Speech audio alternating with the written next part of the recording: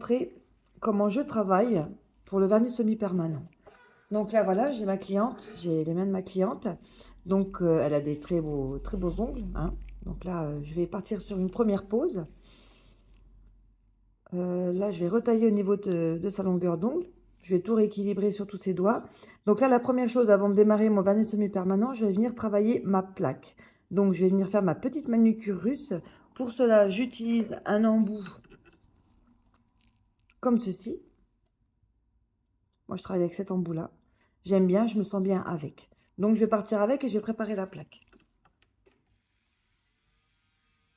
Donc, on n'oublie pas, hein, quand on travaille en manucure russe, on utilise moi, j'utilise le 6-7% d'une ponceuse, hein. Donc, on est à 6 000, 7 000 tours, hein, pas plus, hein. D'accord?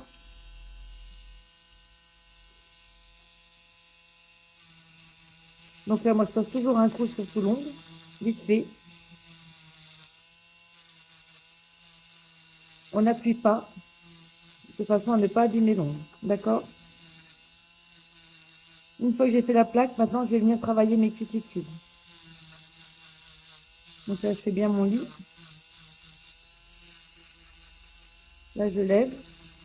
Je pousse et je lève en même temps mes peaux.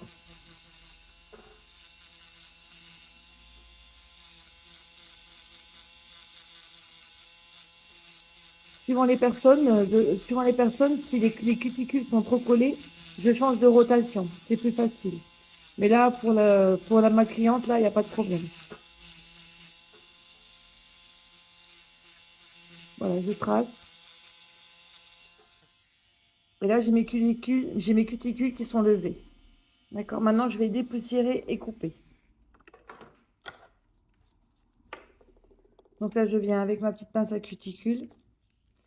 Je prends mon temps parce qu'il faut faire attention de ne pas faire saigner.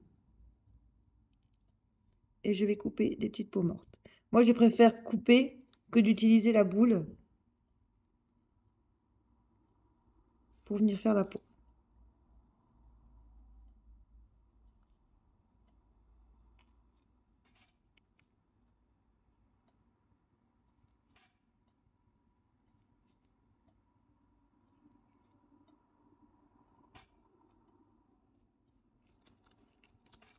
Je vais maintenant appliquer donc mon premier primer qui est avec acide, ce qu'on peut aussi appeler déshydratateur, pour venir donc justement déshydrater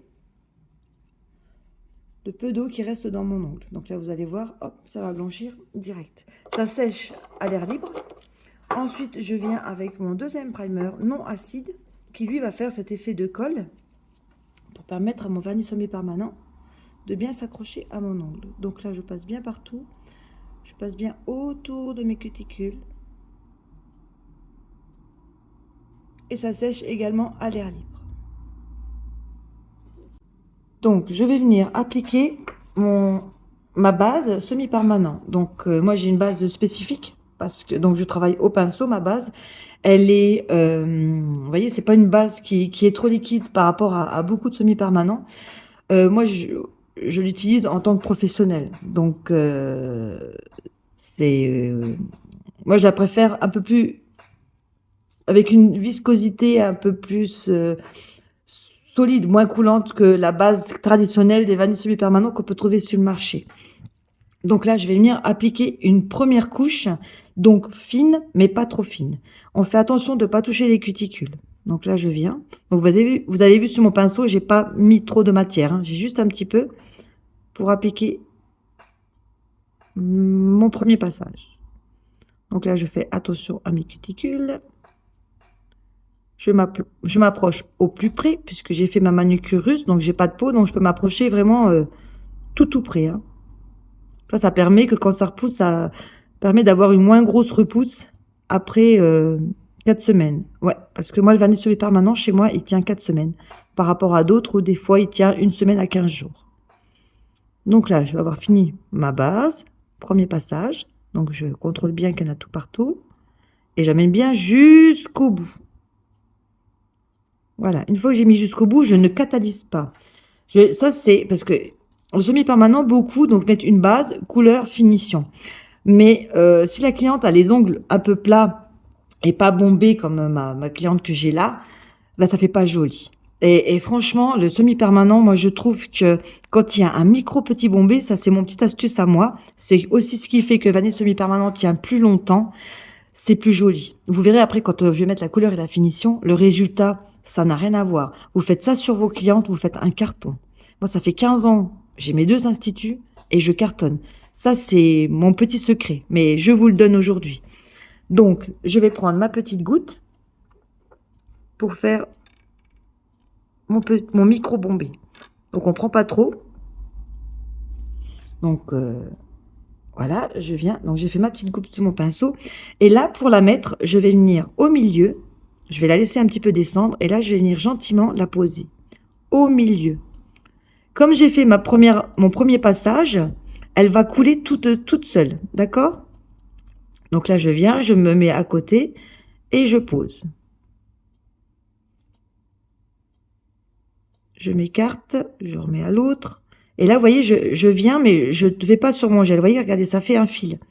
Je gère la descente de mon produit en faisant un fil. Et il descend avec. Et je vais bien jusqu'au bout. Et je vais le laisser couler. Donc là, je m'écarte un petit peu. Hein, je vais un petit peu plus loin. Parce que ça descend lentement.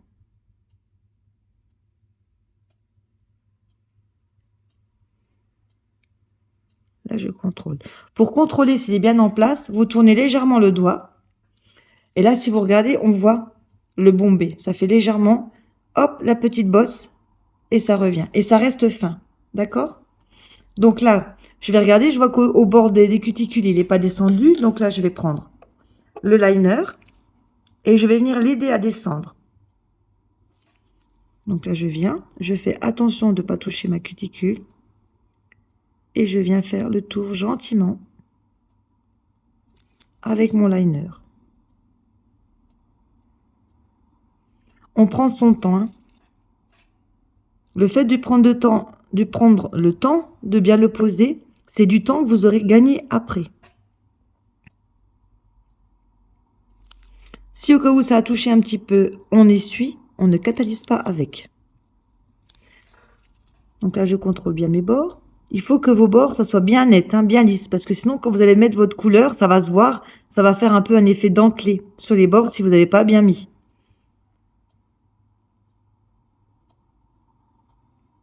Donc là, je termine. Je contrôle avec l'effet de la lumière pour voir que je suis bien partout.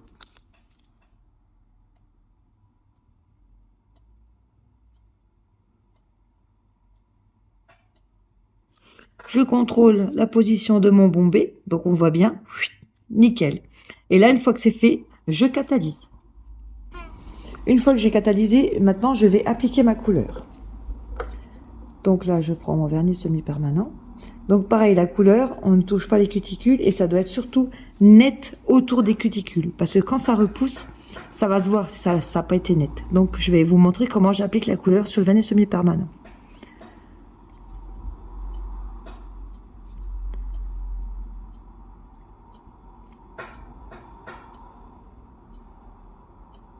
Donc je prends mon temps. Je vais bien jusqu'au bout. Et là, je viens. Donc, pour faire près des cuticules, je pousse ma matière. Et si vous regardez, en appuyant, vous voyez, la matière vient au bout de mon pinceau. Et je la pousse. Je la pousse gentiment. Je la laisse se placer autour des cuticules. Donc là, je redescends, j'appuie sur mon pinceau. Donc, en appuyant, ça écarte les poils et ça pousse la matière près de vos cuticules. On appuie légèrement pour ne pas toucher les peaux. Voilà. Donc là, je viens. Et je viens faire mon tour de cuticule. Donc moi, je tire légèrement la peau hein, pour ouvrir, de façon à monter ma couleur le plus haut possible, vu qu'on a fait une manucure russe. Donc on sait que la manucure russe sert à ça, hein, à pouvoir dégager un peu plus haut. Comme ça, quand on a la repousse après 4 semaines, bah, ça fait une petite repousse. Donc là, je tourne, je viens, je monte, je prends mon temps.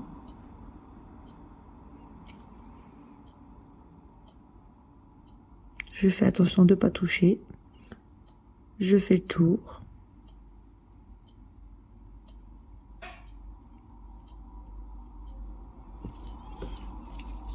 Alors.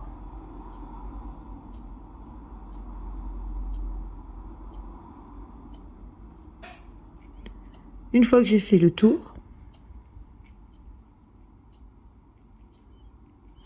je prends, donc, j'ai ma couleur qui est là, je prends mon liner et je viens prendre un peu de couleur et je vais faire le tour pour que ce soit net.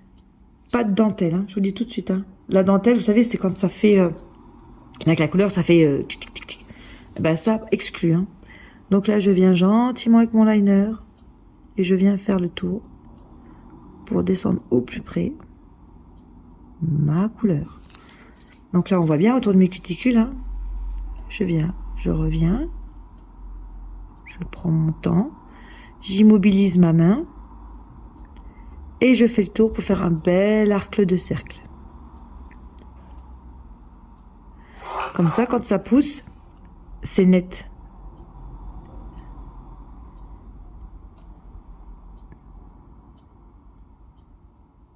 Donc là, je descends. Je prends mon temps pour ne pas déborder.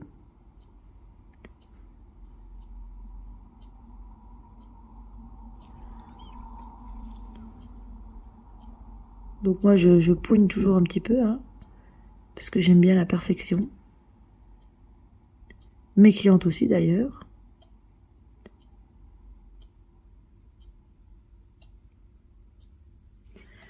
Et voilà, la couleur est posée. Maintenant, je vais catalyser.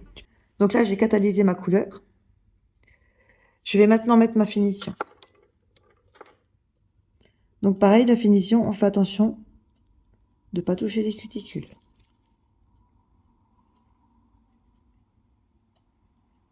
Et en couche fine.